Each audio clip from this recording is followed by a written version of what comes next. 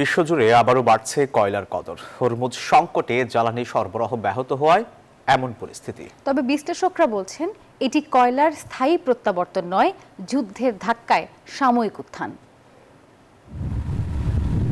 Hormuz প্রণালী দিয়ে জ্বালানি সরবরাহ ব্যাহত হওয়ায় বিদ্যুৎ উৎপাদন সচল রাখতে বিকল্প হিসেবে কয়লার দিকে ঝুঁকছে এশিয়ার দেশগুলো। চীন, জাপান, ভারত ও দক্ষিণ কোরিয়া উপসাগরীয় জ্বালানির বড় ক্রেতা।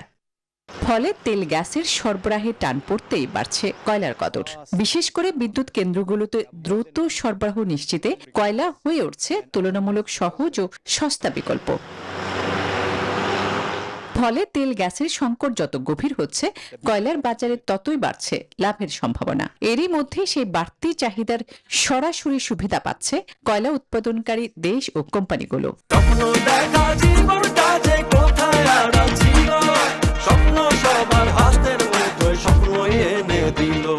দক্ষিণ আফ্রিকার থুঙ্গেলা রিসোর্সের অর্ধবার্ষিক মুনাফা দ্বিগুণ হয়েছে। অস্ট্রেলিয়াতেও বাড়ছে কয়লার দাম ও চাহিদা। এটা কয়লার স্থায়ী প্রত্যাবর্তন নয়। জ্বালানির নিরাপত্তার চাপেই দেশগুলো স্বল্পমেয়াদে কয়লার দিকে ফিরছে। তবে সংকট দীর্ঘ হলে এই প্রবণতা আরো শক্তিশালী হতে পারে।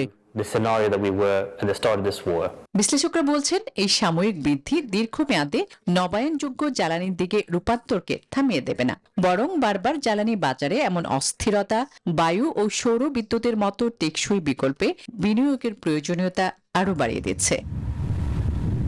আসমাতুলি, নিউজ 24।